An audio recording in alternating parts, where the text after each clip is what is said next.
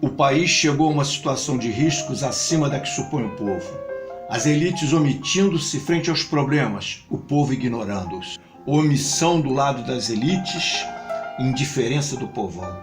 Psicanalistas falam em onda de psicopatia, atingindo a sociedade. Contardo Caligares. Diminuição da capacidade de remorso, pouco controle comportamental, desmedida dominância. Adaptação, conformismo, individualismo, que leva as pessoas a um cada um por si e Deus por todos. O foco das vidas jogado mais na transcendência, religião em especial. Outro jogando no consumismo imediato. Famílias desconstituídas e escolas despreparadas, mal educando. Não haveria coletividade amiga, nem mesmo os antigos amigos pessoais, a amizade tornada pessoal, as centenas, mas digital, poucos recursos para contratar um psicanalista ou psicólogo, mais barato recorrer a álcool e drogas. Como solução, a reforma da Previdência. O Brasil na rabeira das pesquisas da ONU sobre educação, saúde, negócios, patentes. Ignora-se a revisão, auditoria da dívida pública, as reformas política, tributária, do judiciário, federativa, entre outras. Omissão deliberada de um lado, ignorância de outro. Reformas à custa dos mais fracos, trabalhadores das cidades e dos campos, funcionários públicos aposentados, previdência social ou reforma trabalhista. Nada contra o poder financeiro, a quem se pensa, ao contrário, conceder mais autonomia do Banco Central. Um Estado fracassado e de exceção, autoritário, protetor de desigualdades e privilegiados, caminho aberto para mudanças ainda mais autoritárias.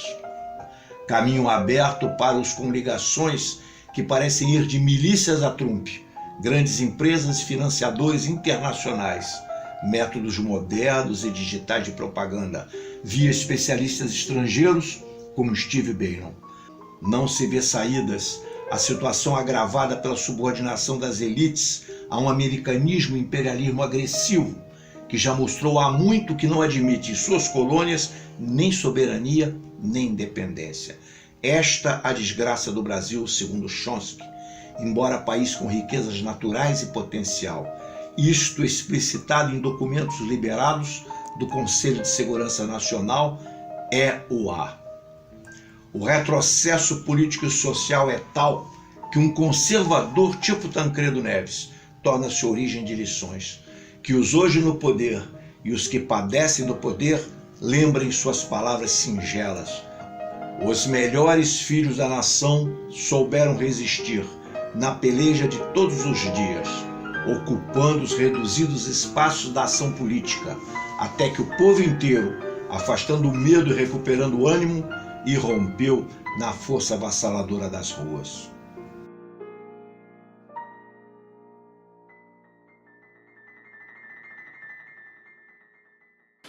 Meus amigos, estamos aqui mais uma vez no nosso Fatos em Destaque. É um prazer hoje estarmos aqui com todos os companheiros da equipe e o nosso companheiro aqui, J. Andrade Lopes, escritor e jornalista. É uma honra a sua presença aqui, é um prazer. Além dos componentes da mesa, o nosso caro general Bolívar Meireles, a Celeste, o Irã, todos que estão aqui, a Valmíria, o Taylor. Então estamos hoje aqui com muito calor, né? Mas levando adiante nosso Fatos em Destaque. Então vamos começar, como fazemos sempre, da direita para a esquerda e perguntar à nossa psicóloga Sandra Santos. O meu fato em destaque é a respeito da falta de respeito do trabalhador e dos usuários do meio de transporte do Rio de Janeiro. Há muito tempo a gente já sabe, vem acompanhando que os carros estão sucateados, sem ar-condicionado, e as pessoas estão usando de um argumento que é a greve. Os motoristas hoje começaram uma greve aqui na Vila Isabel para reivindicar seus salários atrasados e seus abonos, porque, além de tudo, eles são oprimidos, de certa maneira, para serem, além de motoristas, dupla função, onde eles também têm que ser cobradores. Então, essa falta de respeito por parte dos governantes do nosso estado e da nossa cidade, eu acho que eu destaco isso. Até quando isso tem que ocorrer? Porque emocionalmente toda a sociedade é afetada. Bom, meu fato em destaque vai para o governo Bolsonaro, que tenta implementar uma reforma da Previdência, já iniciou as privatizações dos aeroportos e vem mais, porque o Paulo Guedes diz que vai privatizar tudo, vender todo o patrimônio e a riqueza desse país, a preço de banana, porque os aeroportos foram praticamente que doados, cancelamento de concursos públicos para 2020, ou seja, nós assistimos o desmonte do Estado brasileiro a passos largos. Bem, o meu fato em destaque, o que me chamou a atenção, é a vaquejada. O STF, algum tempo atrás, ele se manifestou considerando a vaquejada uma crueldade com os animais. Depois, o Legislativo também se manifestou através dos favoráveis, alegando que era uma tradição nordestina, e que também isso enfraqueceria essa tradição e também a economia, Agora, o STF vai ter que se manifestar de novo. E, com base nisso, a SUIPA, que é a Sociedade Protetora dos Animais, ela começou a fazer uma petição. Ali, ela juntou, documentos, depoimentos, vídeos, e está colhendo assinaturas para enviar ao ministro do Supremo Tribunal Federal. A vaquejada, como nós sabemos, é uma festa nordestina, é também considerada um esporte, aonde o boi, o bovino fica num confinamento, ali ele leva choque, ele é açoitado, ele leva choques elétricos, até aquela porta se abrir, que eu acho que quando aquela porta se abre, o animal corre para um socorro. E o que acontece? Ele encontra ali os vaqueiros que correm atrás dele, puxando o rabo, até derrubar esse animal dentro de uma linha para eles ganharem pontos. Então, você já percebe que não tem como fazer a vaquejada sem machucar o animal. Só o tombo daquele animal já causa ali para ele uma crueldade, é uma tortura para esse animal. O meu fato em destaque é a terrível violência que anda existindo no Brasil de hoje e acelerada nesse governo Bolsonaro, do capitão Bolsonaro, e a eivada de militares em volta dele. Parece que não estão vendo que as torturas que eles defendiam, efetivadas no Brasil em 1964, são torturas maximizadas hoje em cima do povo trabalhador que está sendo desempregado. O comércio está fechando, a indústria está com dificuldades e eles estão voltados apenas para beneficiar o capital financeiro, que vai cobrar altos juros da indústria, do comércio e dos trabalhadores, às vezes, que se endividam para sobreviver. O meu destaque de fatos é parabenizar o Corpo de Bombeiro, que teve incansavelmente, naquele desastre que aconteceu lá, onde morreram muitas pessoas, principalmente crianças, idosos, que tinham sua esperança de ter sua casa própria, o seu apartamento próprio, e vieram perder, e outros perderam seus sonhos junto com a morte também. Então o Corpo de Bombeiro, não só o Corpo de Bombeiro, mas realmente é um trabalho dele um trabalho de resgatar as vidas, é um trabalho de excelência, né? O Corpo de Bombeiro, que dá assim até para emocionar. Mas tivemos outros apoios do Exército também, que apoiou com seus cães, apoiou também com seus aparelhos mais modernos também, e também a parte social, a Defesa Civil também, que se destacou muito em interditar os prédios, praticamente todos, lá daquela situação. Então o meu destaque, de fato, é para essas equipes que trabalharam lá nesse desastre lá. Quando nós olhamos os nossos rios, quando nós olhamos as periferias, os lugares mais distanciados dos centros, nós vemos muita sujeira. E isso é falta de cultura, é falta de educação, é falta de que órgãos competentes venham ajudar na cultura, ajudar na educação. Isso é falta de educação. O meu fato em destaque é o suicídio do ex-presidente Alan Garcia, do Peru, eleito 2 vezes no Peru. A primeira eleição dele foi em 1985 e a segunda em 2006. E o Alan Garcia, coisa de 15 dias atrás, chega aqui na nossa mídia o suicídio do ex-presidente Alan Garcia, que num ato de desespero, né, se entrou num quarto e deu um tiro na cabeça mediante a chegada de policiais em sua residência para prendê-lo.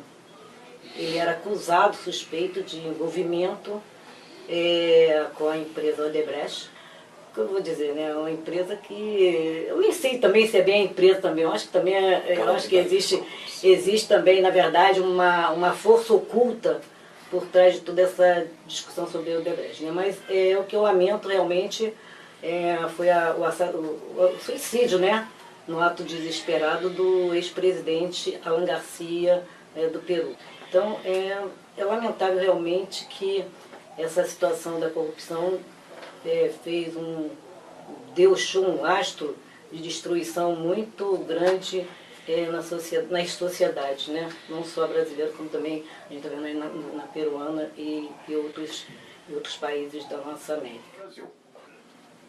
Como foi referido, ontem nós estivemos lá no IFIX, no IFIX no Rio de Janeiro, no Instituto de Filosofia e Ciência Social, onde havia um determinado seminário, por sinal vazio.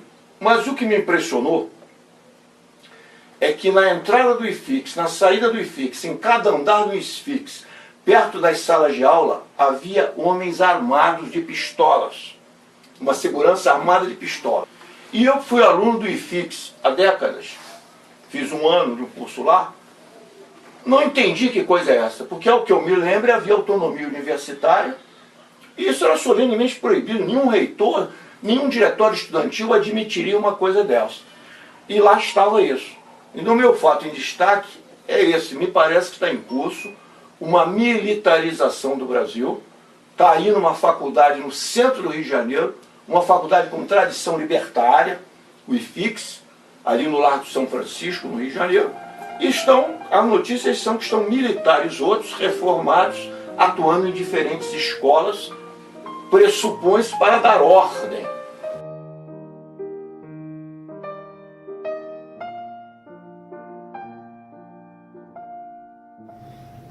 Primeiro de maio, Dia do Trabalhador.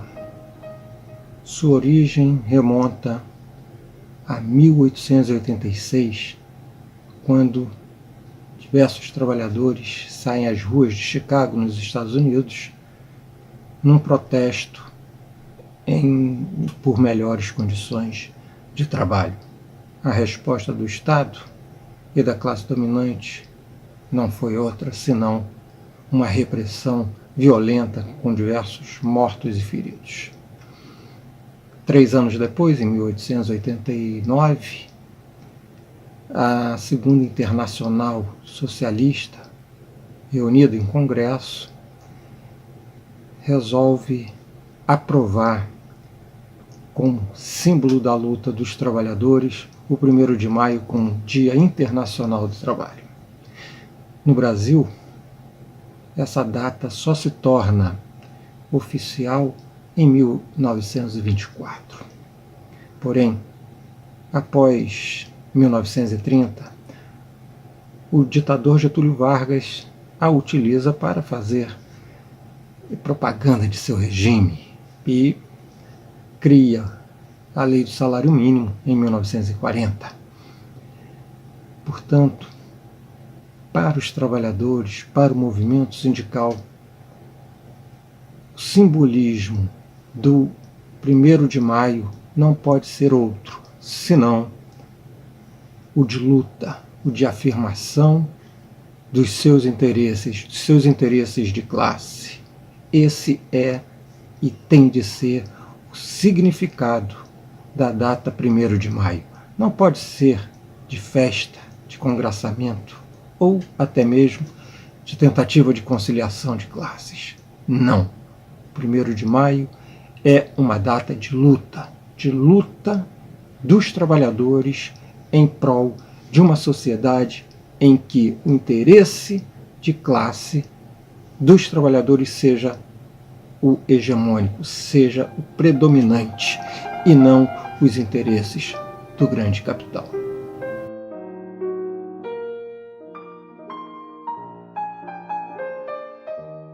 Estamos mais uma vez aqui no nosso programa, o Meu Amigo Livro, com o escritor J. Andrade Lopes, autor de vários livros, o livro de Enoque, Gotas de Lágrimas, Flores de Verão, O Sinal de Deus, A Minha Palavra é a Verdade, Jamais Volta Atrás, etc. Enoque é um escritor antigo, é um iguaçuano, né?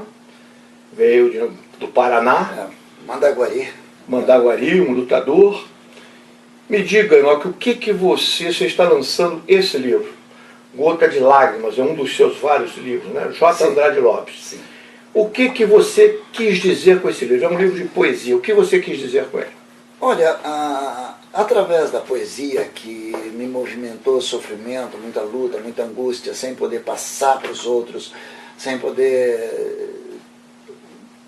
Eu não tenho aqueles companheiros para conversar, e então aquele sofrimento eu comecei a passar para o papel.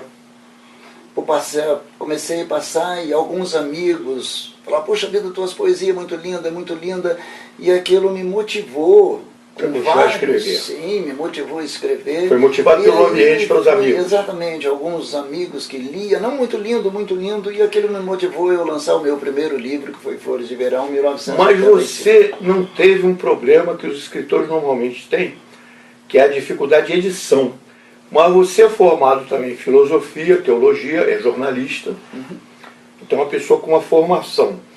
Mas você mencionava aqui que teve uma origem simples, uma origem popular. Sim, eu não tive condição de estudar quando eu era pequeno. Ou eu comia, ou eu estudava. E se eu estudasse, eu não comia, porque eu tinha que trabalhar para sobreviver. 2 dos livros do nosso escritor,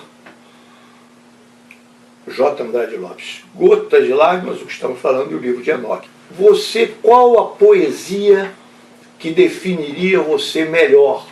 Haveria alguma que resumiria a sua vida, que tocasse você no coração? Tenho tudo para ver. Tenho a grandeza do espaço, tenho tudo o que eu faço e tenho nada a fazer. Como rico prisioneiro, permaneço em cativeiro, com deveres a cumprir. Quanto mais tenho, mais quero.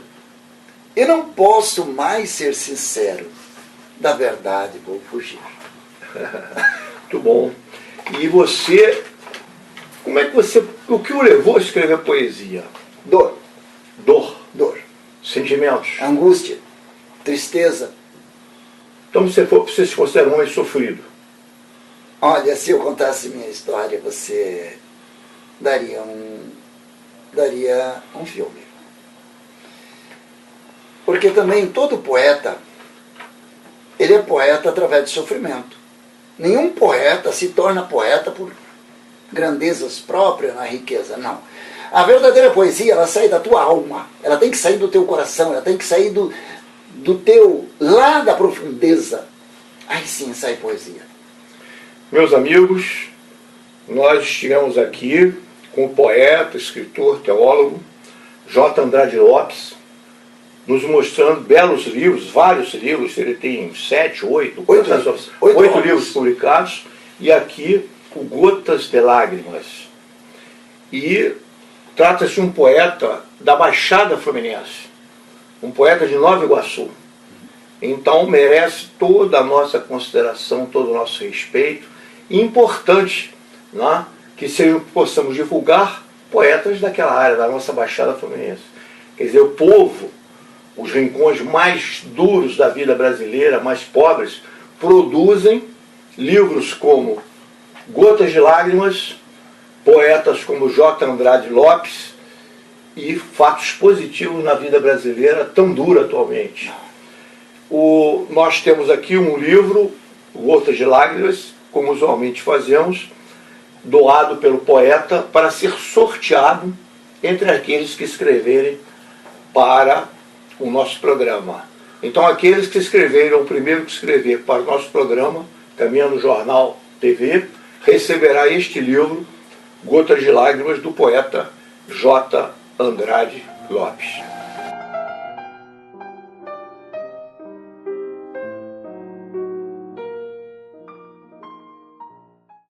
E a Bolívia é um país muito interessante, principalmente do ponto de vista de conflitos. Houve muitos conflitos na região, né?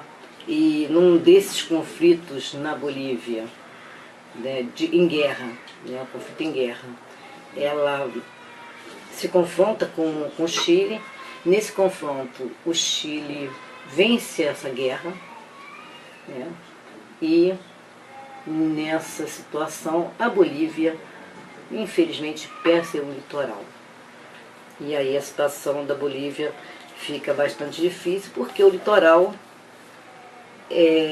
como os países principalmente trabalham na questão comercial, né, de exportação. Então a Bolívia ganha uma grande desvantagem, né, mediante a outros países, justamente porque ela perde o seu mar, o seu litoral.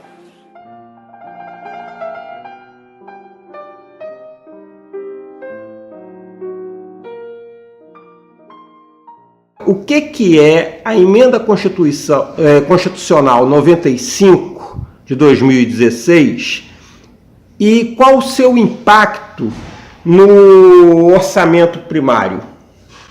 A Emenda Constitucional 95, chamada Emenda do Teto do Fim do Mundo, ela foi sancionada em 2016 e ela veio colocar um limite no orçamento primário da União.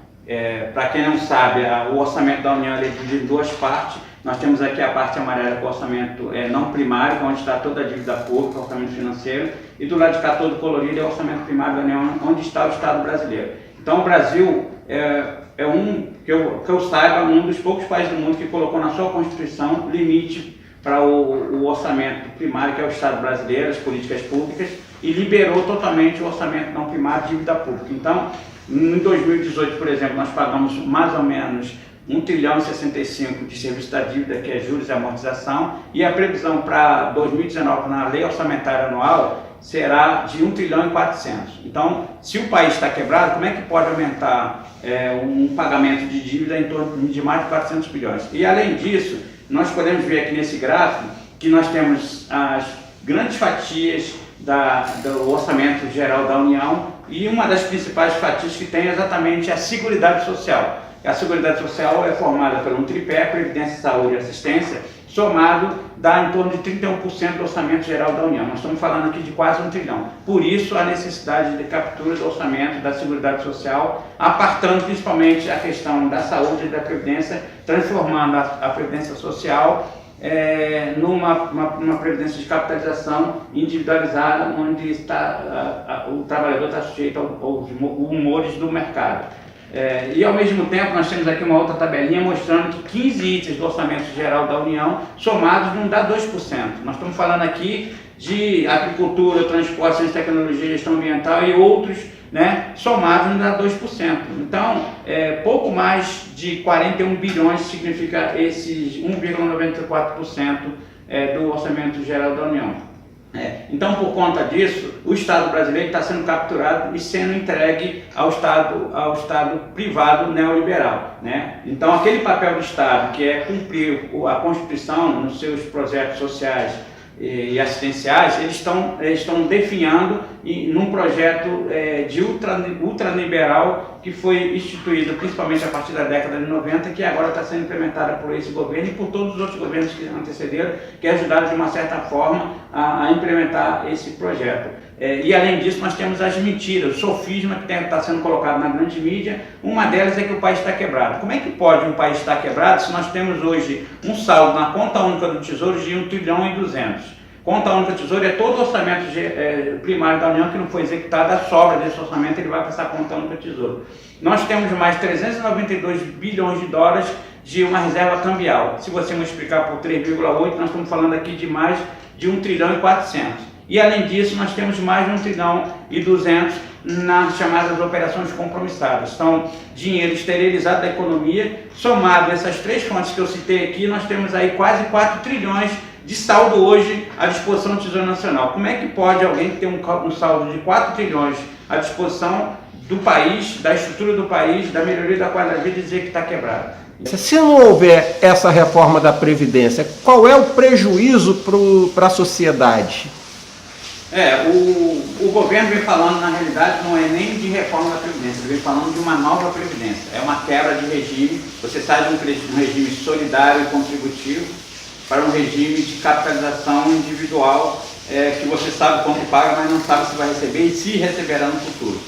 A vinculação que tem feito com um projeto hoje instalado, um projeto ultra neoliberal, é você desvincular para o plano B, que seria a desvinculação da receita da União total, 100% da receita, que hoje nós temos a desvinculação da receita DRU de 30% do orçamento da Seguridade Social, porque dentro do orçamento primário da União você tem alguns orçamentos que são carimbados constitucionalmente, que é o caso da educação e da saúde, mas que hoje, a partir da emenda 95, nós já temos uma quebra dessa vinculação, porque todo orçamento não executado primário da União, ele vai para a conta única do Tesouro. Por isso eu falei que nós temos um saldo de mais de 1 trilhão e 200 na conta única do Tesouro. E o projeto do Paulo Guedes, o superministro da Economia, é desvincular esse orçamento e aí não seria mais obrigado a investir na educação, na saúde, o governo estaria liberado para poder fazer essa escolha a partir do seu projeto. Por exemplo, o governo Bolsonaro tem falado que se gasta muito com a educação. Se se gasta muito com a educação, o orçamento da educação está em torno de 100 bilhões, o governo pode propor gastar pelo menos 50% disso com a educação, os outros 50 bilhões que sobrarem, ele pode utilizar para garantir a segurança dos alunos, comprando arma, investindo na área de segurança dentro de um colégio, dentro da área da educação, né? Então, o projeto é esse, é você não ter mais nenhuma vinculação constitucional, legal, de orçamento dentro do orçamento primário da União, né? Esse é o principal projeto, na minha visão, do governo Bolsonaro, e dos anteriores também, né? É um projeto onde você entrega praticamente 100% do orçamento da União ao grande capital rentista, porque dentro do orçamento não primário da União nós temos um grande problema constitucional. Aqui, nessa parte amarela, você tem juros e amortização. E a legislação, a Constituição, o artigo 167, ele diz que você só pode emitir título da dívida pública para pagamento de despesas de capital, amortização. despesas correntes, que é o caso de juros, você não pode emitir título da dívida pública. Então, como aqui existe uma grande bula constitucional, uma das possibilidades que eles têm é exatamente transformar tudo em despesas de capital, amortizar e entregar o grande capital rentista a partir da captura do papel do Estado. Então, o que eles estão de olho é um orçamento que foi total de 2 trilhões e 600, onde 1 trilhão e 500 basicamente é o orçamento primário da União. Onde está o Estado brasileiro? Onde está aquilo que a sociedade efetivamente tem de projeto social, de projeto estrutural, de projeto de Estado. O outro lado do orçamento é a dívida pública que entrega aos banqueiros nacionais e internacionais. Então, o plano B do Paulo Guedes é exatamente esse, né? De que se não houver uma nova previdência de capitalização, ele possa desvincular 100% do Orçamento Geral da União, entregando todo o nosso orçamento, essa riqueza que é construída pelos trabalhadores. Isso aqui chama-se fundo público. Grande parte do fundo público é construído pelos trabalhadores, mas nós, trabalhadores e sociedade de modo geral, só temos acesso a esse fundo público a partir de políticas públicas. Se não existir políticas públicas obrigatórias do Estado, a gente vai ter muita dificuldade de melhorar a qualidade de vida do povo brasileiro.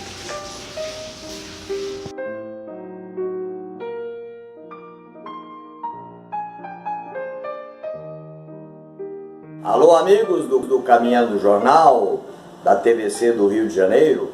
Mais uma vez aqui falando da cultura do Sul, Paraná, Rio Grande do Sul e Santa Catarina, onde em muitos lugares a música rio-grandense ela predomina. Mas em Santa Catarina temos muito bandinhas, as bandinhas alemãs, italianas, né? Porque tem a colônia italiana e alemã, além de portuguesa, é claro, e também polonesa, que nós chamamos de polaco, aqui no sul é muito forte. E ainda atuando lá em Santa Maria, no coração do Rio Grande, José Luiz, que é cantor, compositor, comunicador de rádio e televisão, que nos enviou esta canção que faz parte do nosso repertório. Moça, um chamamé. Moça, quando a conheci, eu logo senti uma grande emoção. Moça, este teu olhar embargou minha voz e o meu coração. Moça, me olhando assim, vai fazer de mim mais um sonhador. Moça, me diz baixinho, sou sua fã e tu és meu cantor. Moça, eu te quero tanto, eu te quero tanto, precisa entender. Moça, eu preciso tanto, eu preciso tanto amar você. Até breve.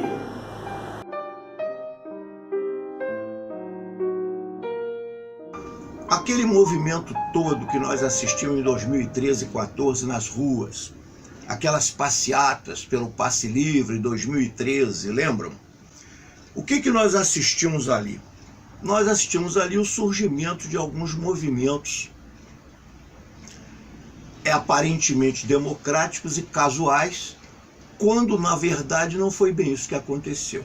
Se no início de 2013 o Passe Livre envolvia alguns partidos, manifestações populares, etc., a partir de certo ponto já havia ali entrosados órgãos de inteligência, movimentos com financiamento internacional, mundial, dólares e interesses determinados.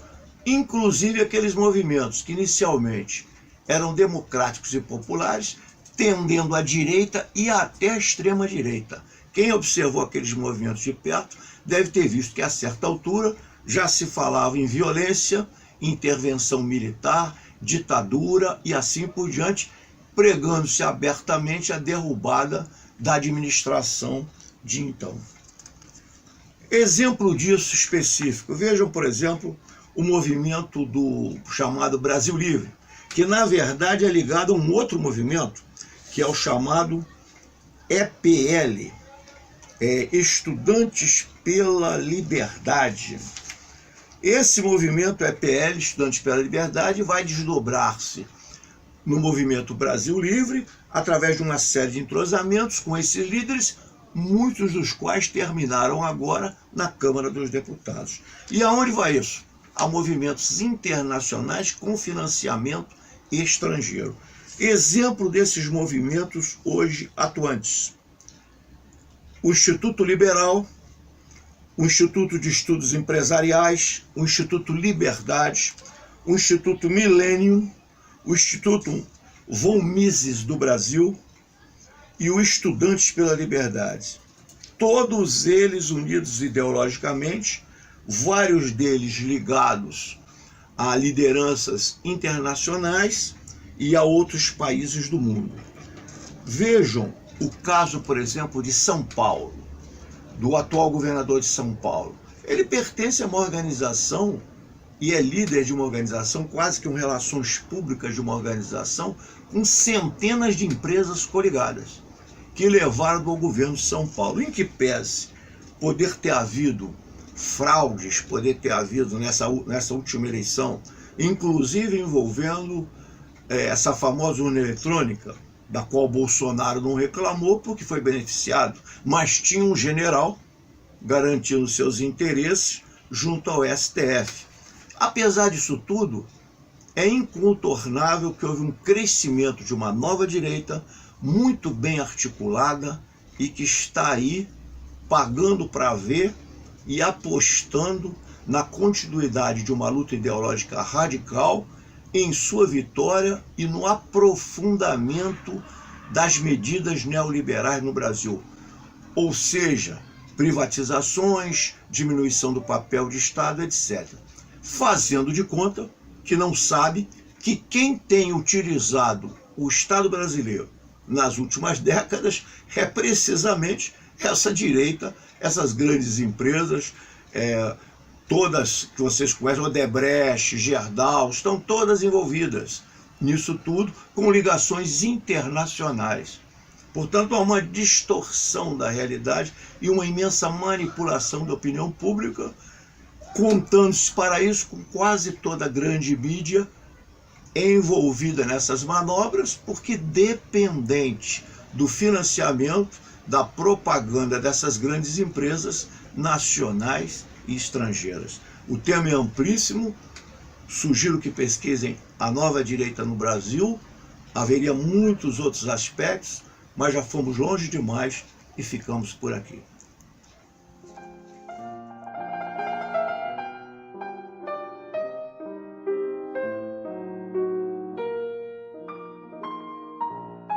Retomando o assunto anterior, falando da família e sociedade, família na sociedade e da família adoentada, eu quero tocar hoje num tema que muito afeta as famílias, que é a tecnologia. Eu vejo muito os pais indisponíveis amorosamente. Quando uma criança chora ou quando uma criança solicita sua atenção, ele dá um celular para essa criança. Ele distrai, ele diverte a criança, não com a sua presença, não com a sua atenção. Uma coisa importante de ser dito para que as relações amorosas na família se estabeleçam doe um pouco do seu tempo. Eu sei que a mulher saiu para trabalhar, os pais estão sempre correndo atrás do trabalho para manter a casa, a mulher também faz parceria com esse homem, e muitas das famílias deixam suas crianças em creches, em escolas, aos cuidados de terceiros. Então, a minha fala como psicóloga de família, e para que você recorra ao amor dessa criança, ao amor familiar, que é a base de tudo, dê atenção, saia com ele, vá passear no parque, vá jogar bola, leve para o piquenique, faça jogos de tabuleiro. Os jogos de tabuleiro é um resgate para socializar as famílias, e é muito importante que você participe. Dá uma olhada para tudo isso no quadro da sua família e veja qual está sendo ou como está sendo o seu cuidado. O seu cuidado é tecnológico? O seu cuidado é amoroso? Você lê história para os seus filhos? Você compra livros, leva para uma livraria? Você dá cultura para essas crianças? As crianças precisam de uma atenção diferenciada. Você, pai, você, mãe, você, familiar, avós, tem um lugar especial na vida dessas crianças.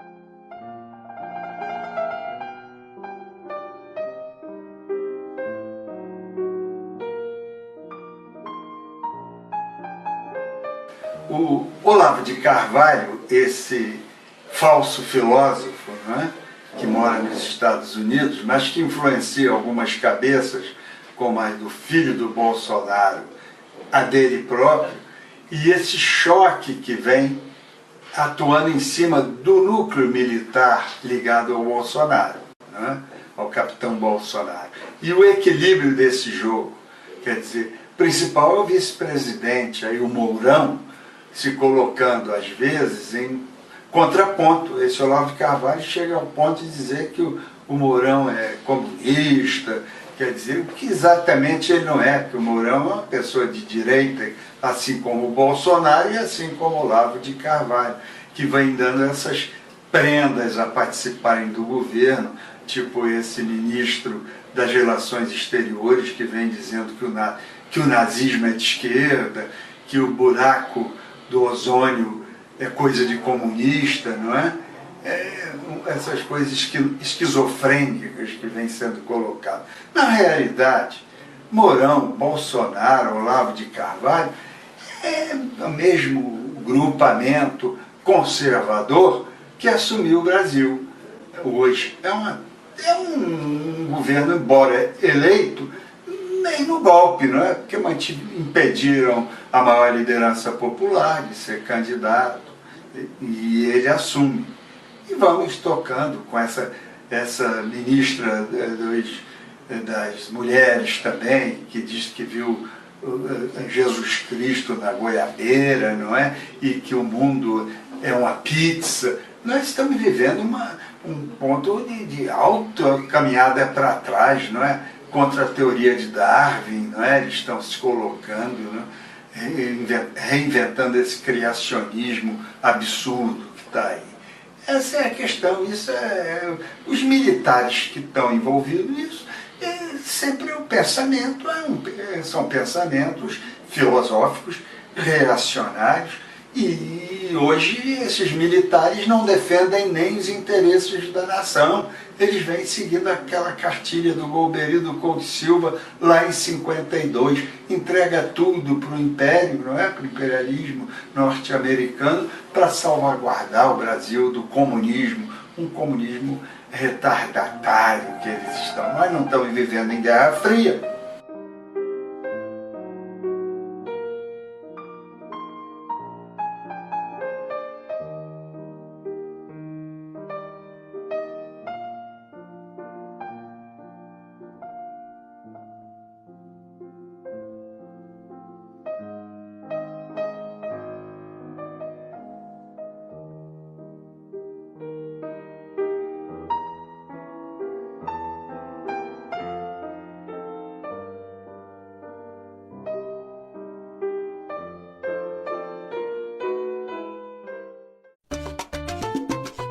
Primero de mayo, Día de la Clase Obrera Heroica de Venezuela, escribiendo la historia de los trabajadores, de las trabajadoras, de los hombres y mujeres de a pie, de los humildes, su decisión absoluta de defender la patria, de defender la revolución, al costo que sea necesario defenderla, en las calles siempre. Esta es la fuerza del amor de una revolución que cada día se fortalece más, enfrentando dificultades, enfrentando tensiones, derrotando golpes de Estado. Cada día somos más poderosos, cada día es mayor el amor que sentimos por nuestra patria. Es el 1 de mayo más poderoso que jamás se haya visto en la historia de los 1 de mayo. Meus amigos, nós estamos aqui mais uma vez no nosso depoimento especial, no nosso programa, com a nossa equipe, e temos hoje a satisfação de receber os amigos e a equipe do Instituto Ambiental do Brasil. Está aqui seu presidente Marcelo Gonçalves, está aqui o Cláudio, que é responsável pela parte administrativa, o Celso Braga, temos aqui a Elizabeth, o Sérgio, a diretora jurídica Loren. É uma grande satisfação receber vocês aqui hoje e nós gostaríamos que vocês esclarecessem para nós e para aqueles que eventualmente nos veem essa questão ambiental.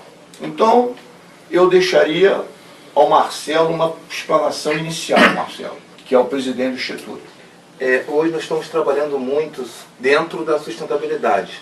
Tá? O lixo orgânico hoje tem causado muito desastre ecológico, assim como houve em Niterói, onde as pessoas não estão tendo cuidado com os nossos lixos. E a gente, infelizmente, nós temos passado por algumas dificuldades porque a própria população não está respeitando e os políticos não aceitam, às vezes, as propostas para o bem-estar da população brasileira. E isso tem tido uma dificuldade muito grande porque, passados quase 5 anos que foi o prazo dados pela Política Nacional de Resíduos Sólidos, aonde hoje a nossa população brasileira está sofrendo muito. E com os projetos que nós estamos sendo desenvolvidos com o Cláudio, nós estamos podendo ter uns bons resultados. Bom, para o Instituto, qual é a grande ameaça para o meio ambiente que vocês consideram hoje em dia? Bom, primeiro agradecer mais uma vez em nome do Instituto, dos amigos, a oportunidade de a gente estar podendo passar a questão dos aterros sanitários, que hoje é uma grande crise que existe no Brasil, onde não se tem nenhum controle sobre isso, por mais que a lei já tenha mais de 5 anos, nada se foi feito e políticos parece que não têm muito interesse em resolver.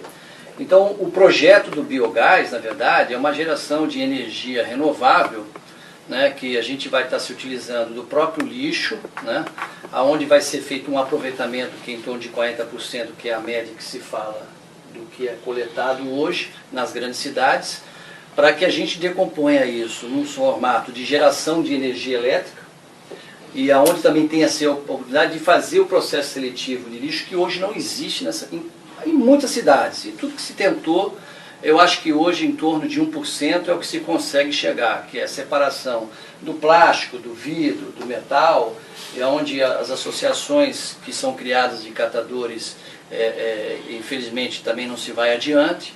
Então, a ideia do biogás, que é uma usina, né, uma plataforma que é desenvolvida, podemos dar como exemplo, por exemplo, o Rio de Janeiro, que nós temos 6 ou 7, não me recordo agora de cabeça, transbordos de lixo, que em vez de fazer um transbordo para que dali saia a remessa do lixo coletado numa cidade do Rio de Janeiro, que são toneladas, e que se gasta em milhões, se faça a própria usina dentro do próprio transbordo. Ou seja, a gente se utilizar daquele próprio lixo naquele local, onde o que se transportaria é o mínimo possível, com gasto, onde a prefeitura teria um retorno para poder investir em outras áreas, segurança, saúde, infraestrutura, defesa civil, enfim. Eu sei que vocês têm um projeto, né, em relação à água, que é passada salgada para doce. Você poderia falar um pouquinho sobre isso? Existem realmente projetos que são inclusive projetos aqui para o Brasil, principalmente para a América Latina, né, para a América do Sul de um modo geral, que são inovadores. E é preciso realmente que nós nos preocupemos muito com a questão da água, porque todos nós sabemos que a água doce, ela vai chegar um determinado momento que ela vai ficar, não vai existir. Ela já está escassa em alguns locais, em alguns lugares inclusive no mundo. Existem países que eles têm uma dificuldade tão grande com a água doce, né, que eles importam a água de outros países, né, que produzem isso em maior quantidade, e a gente, infelizmente, né, por conta do mau uso, né, a gente pode realmente estar caminhando para uma situação dessas também. E é muito importante realmente que o nosso governo, né, os nossos governantes, na verdade, tenham uma preocupação em buscar novas tecnologias. Israel é pioneiro nisso. Né? Nós temos aí as nascentes que, infelizmente, elas não são muito bem cuidadas, nem muito bem valorizadas, né? E daqui a algum tempo, daqui a alguns anos, infelizmente, a gente vai acabar perdendo tudo isso também. Marcelo, você que preside esse instituto tão momentâneo, de importância momentânea, fundamental, a bem da verdade, ecologia, eu entendo como abrangência total, até inclusive dos seres humanos na sua vivência, na sua produção, e o mundo animal e vegetal, enfim, a terra, os ares e tudo isso. Tudo é ecologia, né? É o ecossistema do meio ambiente. Mas me preocupa já na Amazônia a questão de abrir uma base militar na Amazônia, transformar a Amazônia em alvo. Vai desequilibrar todo o sistema da Amazônia.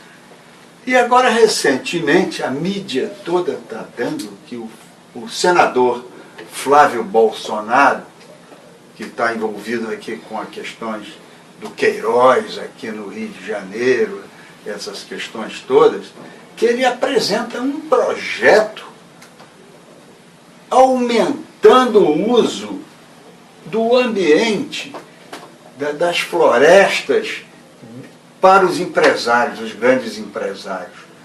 Isso vai ser uma devastação total. Parece que está tendo forte reação. Como o Instituto está vendo isso?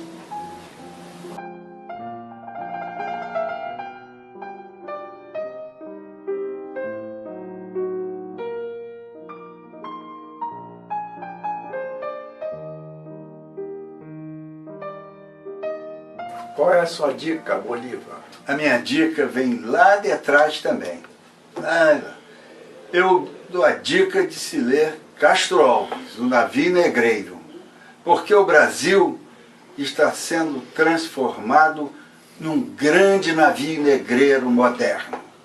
Estão massacrando o povo, estão torturando, numa visão racista, várias pessoas negras, índios, etc.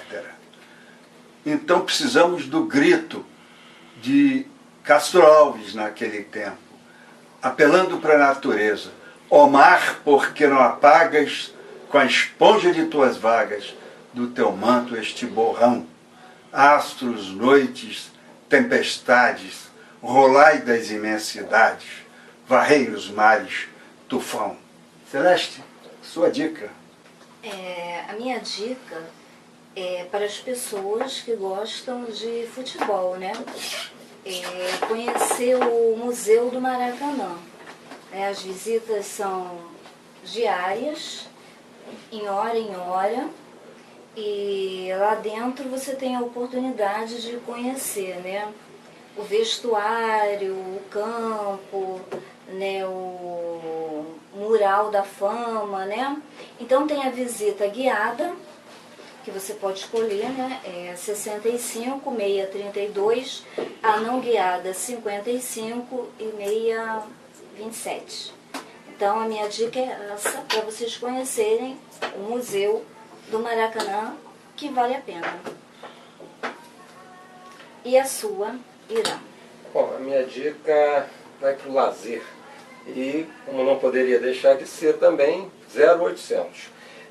Convidar vocês para visitarem o Parque Guinle, em Laranjeiras, que é uma excelente oportunidade, não só para as famílias, para as crianças, né, de terem um contato direto com a natureza, com bichos, com plantas, né, tem um parquinho lá onde as crianças podem brincar.